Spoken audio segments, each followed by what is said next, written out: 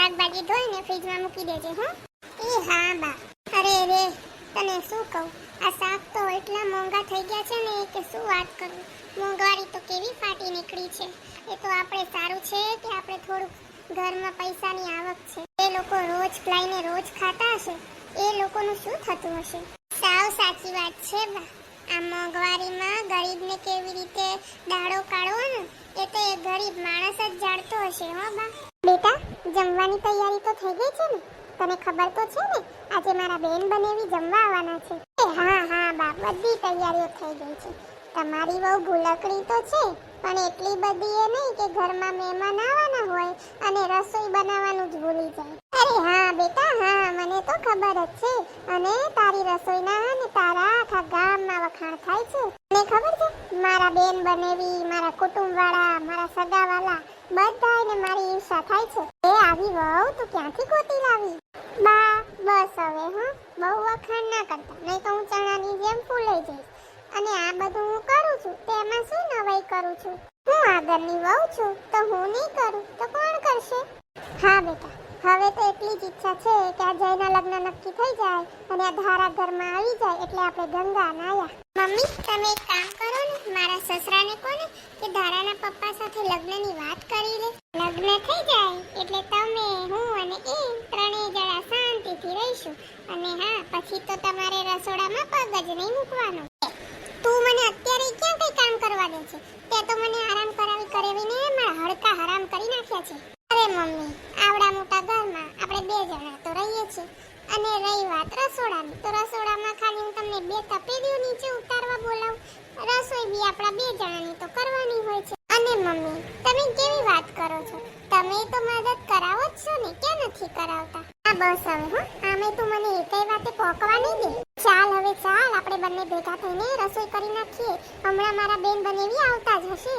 Mummy બેન બનેવીની ખુશી છે ને તમારા મોઢા ઉપર દેખાય છે. તમે અહીંયા બેઠા બેઠા રાહ જુઓ ત્યાં લગી હું જે થોડું ઘણું બાકી છે ને એટલું પતાવી દઉં. પણ મારાથી થાય એવું કામ તો દેતી જા. કઈ કરવું નથી, તમે બેસો અહીંયા શાંતિથી. બેટા સીમા, આજે તો મારા બેન બનેવી આવીને મસ્ત રીતે જમીને ગયા ને, મને તો બહુ આનંદ થયો. બંને એટલા રાજી થઈ ગયા હતા અને તારી રસોઈની એટલી વખાણ કરતા હતા ને કે ના પૂછોની વાત. અને હું ને મારી બેન તો કેટલાય ટાઈમે મળ્યા હતા ને તો એટલી બધી વાતો કરીને કે જે તમારા બાળપણની વાતો સુધી પહોંચી ગયા. અને મારી બેને પાછી તારી રસોઈની વખાણ કરતી હતી કે હું તો સાંભળતી ગઈ ને શેરલો ચડાવતી ગઈ. બહુ આનંદ થયો હો બેટા. મમ્મી હું સાસરે આવી ત્યારે મને થોડી ઘણી રસોઈ આવડતી હતી, એટલે મમ્મી આ બધી રસોઈ મને તમે જ શીખવાડી છે. જેમ એક દીકરીને શીખવાડે ને એમ તમે મારા માથે હાથ રાખીને મને બધું જ શીખવાડ્યું છે. જો તમારે વખાણ જ કરવા હોય તો મારા નહીં પણ તમારા કરો.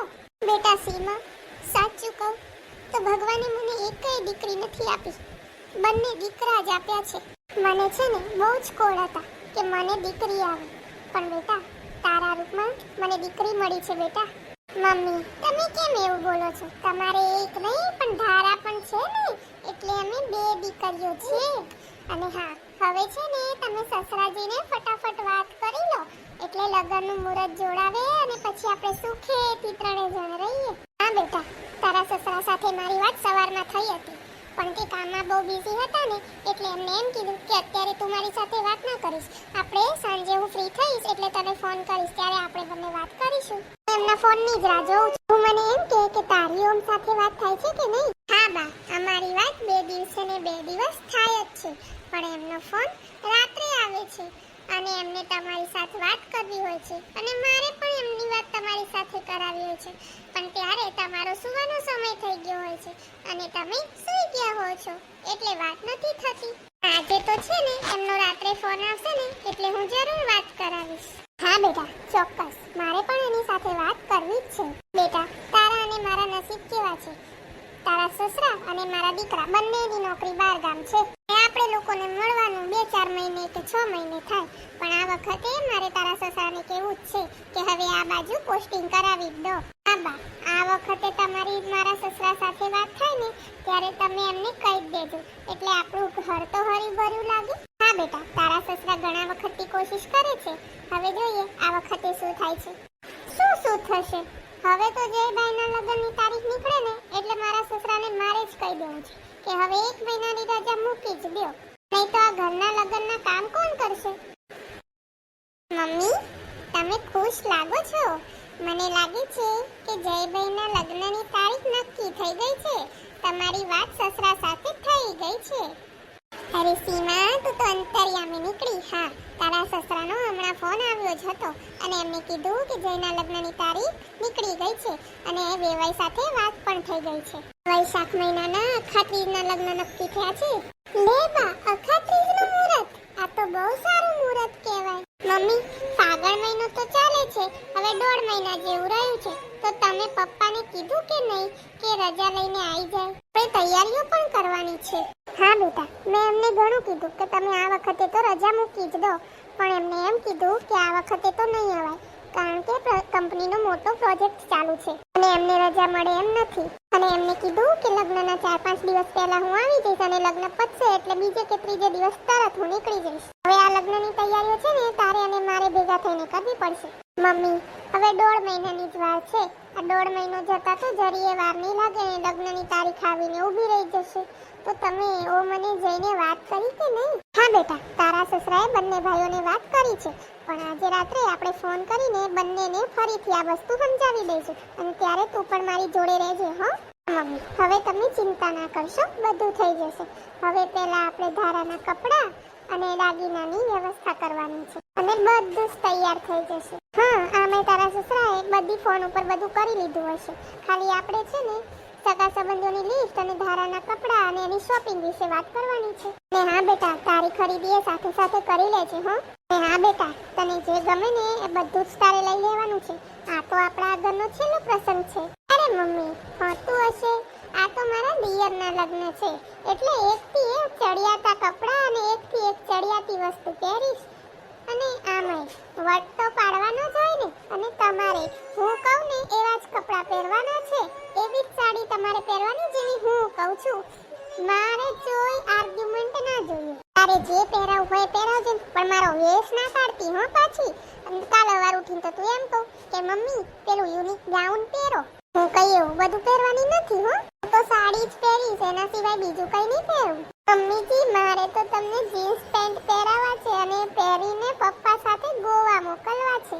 એકવાર જયભાઈના લગ્ન થઈ જવા દો અને ધારાને પરણીને આવી જવા દો, પછી જુઓ. ધારા, તું કેમ આમ ઉદાસ બેઠી છે? કઈ થયું છે કે પછી જયભાઈની યાદ આવે છે? મને ખબર છે, લગ્ન પછી 15 દિવસે અહીંયા રહીને પછી જતા રહ્યા. જો તને બહુ યાદ આવતી હોય તો હું મમ્મીને વાત કરું, એ તને જયભાઈ સાથે મોકલી આપશે. નાના ભાભી, એવું કઈ નથી, હું ખુશ જ છું. અને આમ પણ તમે તો મને નાની બહેનની જેમ રાખો છો અને મમ્મી મને સગી દીકરીની જેમ રાખે છે. ભાભી, હું તો નસીબદાર છું કે મને આવું સાસરું મળ્યું. ધારા, તું ગમે તે કહે, પણ તારા શબ્દો ને તારા ચહેરો કંઈક બીજું જ કહી રાખે છે. તું મને સાચું કહે, તને તારા મમ્મી પપ્પાની યાદ આવે છે? થોડાક દિવસ ત્યાં મળી આવ, મમ્મી સાથે વાત કરી લઉં. ભાભી, તમે ધારો છો ને એવું કઈ નથી, પણ શું? કેમ અટકી ગઈ ધારા? જે હોય એ બોલ. ભાભી, આજે હું તમને મારા મનની વાત કહી મારા મનનો ભાર ઓછો કરવા માંગુ છું. મને એવું લાગે છે કે મમ્મીજી મારાથી ખુશ નથી. ખબર નહીં મારાથી શું ભૂલ થઈ હોય, પણ મમ્મી મને નથી બોલાવતા. હા ધારા, એ વસ્તુ તો મેં પણ માર્ક કરી છે. જ્યારે તું વાત કરતી હોય ત્યારે મમ્મી એમાં જરાય ધ્યાન નથી આપતા. પણ તું ચિંતા ના કર, ધીરે ધીરે બધું સરખું થઈ જશે. ભાભી પ્લીઝ, મારાથી જે કંઈ પણ ભૂલ થતી હોય ને એ મને કહો, હું મારી ભૂલ સુધારવાની કોશિશ કરીશ. પણ મમ્મી આ રીતે મારાથી નારાજ રહે ને એ મારાથી સહન નથી થતું. તારા, તું મારી નાની બેન છો અને કઈ મોટી બેન એવું ઈચ્છે કે એની નાની બેન હેરાન થાય છે ને? એની બેનપણીની છોકરીની સગાઈમાં ગયા છે, એ ઘરે આવે ને એટલે હું એમની સાથે વાત કરીશ, તું ચિંતા ના કર. મમ્મી, આવી ગયા તમે? કેવો રહ્યો તમારો સગાઈનો પ્રોગ્રામ? તમે સગાઈમાં ગયા હતા ને, હું એની વાત કરું. સીમા ક્યાં છે? ભાભી રૂમમાં આરામ કરતા હશે. તમારે કઈ કામ હોય તો મને કહો ને. સીમા, ઓ સીમા, આમ બહાર આવતો. બોલો ને મમ્મી. તમારે મોડું કેમ થઈ ગયું? હું તમારે ક્યારની રાહ જોતી હતી અને રાહ જોતા જોતા હું અંદર રૂમમાં ગઈ. તમારી સગાઈ કેવી રહી? સીમા શું વાત કરું, સગાઈનો તો એટલો સરસ બંદોબસ્ત હતો ને કે મોજે મોજ આવી ગઈ. સાચું કહું તો ખાલી 4 ફેરા ફરવાના જ બાકી હતા, એટલું ધામધૂમથી કર્યું. હું તો એમ કહું છું કે સગાઈમાં જ આટલું સરસ ખર્ચો કર્યો છે તો લગ્નમાં તો શું નહીં કરે. ને અમે જેટલા બી સગાઈમાં ગયા હતા ને એ બધાને પેરામણી કરી. અરે વાહ, સરસ કહેવાય બા, એવી ભગવાનની મહેરબાની. મનમાં હોશ હોય ને છેલ્લો પહેલો પ્રસંગ હોય તો આટલું તો કરે જ ને. સીમા, ભગવાનની દયા તો બધાના ઘરમાં હોય, પણ પ્રસંગ સારો કરવાની હોશ કોઈના મનમાં ના હોય તો એમાં ભગવાન શું કરે? અમુક માણસોનો તો જીવ એટલો ટૂંકો હોય ને કે ભગવાને આવ્યું હોય ને તો ભોગવતાય ના આવડે. મમ્મી, તમે વારે વારે કેમ મારા સામું જોઈને આવું બોલો છો? તમે ખાલી એટલું જ કહેવા માંગો છો ને કે મારા પપ્પાએ લગ્નમાં કચાશ રાખી અને કોઈને જોઈએ એવી પહેરામણી ના કરી, તમારા લોકોની હોશ પૂરી ના કરી. તારા તું શું કામ મનમાં લે છે? હું ક્યાં તને કહું છું, અને તું ક્યાં ઉઠતો પાણો તારા પગમાં લે છે? તો હું જોઈને આવી એ કહું છું. મમ્મી, તમારા કહેવાનો અર્થ શું છે ને એ હું સમજી ગઈ છું. જ્યારે હોય ત્યારે તમે ધારાના સામે બોલીને મનમાં આવે એવો કટાક્ષમાં બોલો છો. એની કરતા જે મનમાં છે એ ચોખ્ખે ચોખ્ખું કહી દો ને, કે તમારું મનય સાફ થઈ જાય અને ધારાને પણ સમજાઈ જાય. હા મમ્મી, હું જ્યારથી લગ્ન કરીને આ ઘરમાં આવી છું ને ત્યારથી હું જોઉં છું તમે મારી સાથે સરખી વાત નથી કરતા, મારી સામે સરખું જોતા પણ નથી. આવું કેમ મમ્મી? મારી ભૂલ ક્યાં થાય છે? ખાલી કયો મને. હવે સાંભળવું જ છે તો સાંભળ. તારા પપ્પાએ અમારા ઘરના મોહ પ્રમાણે વ્યવહાર કે લગ્ન નથી કર્યા અને પેરામણી પણ નથી કરી. એના લીધે આપણા સગાવાલામાં શું વાતો થાય છે એની તને ખબર છે? બસ મમ્મી બસ, આટલી નાની વાત અને તમે ધારા સાથે આવી રીતે વર્તન કરો છો. મને તમારી પાસે આવી આશા નથી. મમ્મી, સાચે જ અમને આવી બધી નથી ખબર, પણ જો તમે લગ્ન પહેલા જ આ બધી ચોખવટ અને વાત કરી લીધી હોત ને તો મારા મમ્મી પપ્પા તમને આવું નીચું દેખાડવા જેવું ના કરે. મમ્મી, હજુ પણ મોડું નથી થયું, તમે લિસ્ટ બનાવીને આપી દો, હું મારા મમ્મી પપ્પાને ફોન કરીને કહી દઈશ, એ બધાની પેરામણી કરી દેશે. ધારા, એવું કંઈ કરવાની જરૂર નથી. ને મમ્મી, તમારા કાનમાં નક્કી કોઈએ ઝેર રેડ્યું છે, અને ઝેર રેડવા વાળું કોઈ બીજું નહીં પણ આપણા સગામાંથી જ છે. બાકી મને એટલો તો વિશ્વાસ છે જ કે મારા સાસુના મોઢામાંથી આવા શબ્દો ના નીકળે. અને આ એ સગા છે જે આપણા હસતા ખેલતા પરિવારને જોઈ નથી શકતા અને એમનો જીવ અંદરો અંદર બળે છે. મમ્મી, સાચું બોલજો, તમને તમારા બંને દીકરાઓના સમ છે. તમારા મનમાં આ ઝેર કોને રેડ્યું છે? બેટા, તારી વાત સાવ સાચી છે. આ જેને મને કીધું ને એનું હું તને નામ તો નહીં જ આપું. અને ધારા, આજે મારી આંખ ઉઘડી ગઈ છે. ઈમાએ મારી આંખ સામેથી પડદો ઉઘાડી નાખ્યો છે, પણ જો એને આ આંખ ના ખોલી હોત ને તો ખબર નહીં હું ક્યાં અંધારામાં ભટકતી હોત. બેટા, મારાથી અન્યાય થઈ ગયો છે. અહીં આવ મારા દીકરા. બેટા, મારાથી ભૂલ થઈ ગઈ. હું તારા પપ્પાને પેરામણી માટે કંઈ ના કહેતી. આપણા પાસે જે કંઈ પણ છે ને એ જરૂર કરતા વધારે જ છે, ને એનાથી પણ સારી પેરામણી તો મારી ધારા છે. બસ, આવા હસતા ખેલતા પરિવારને કોઈની નજર ના લાગે. ખુશ જ રે આપણો પરિવાર. થેન્ક યુ ભાભી, મારા કારણે જ આ બધું થયું છે, નહીં તો હું તો એમને એમ જ ટેન્શનમાં રહેત.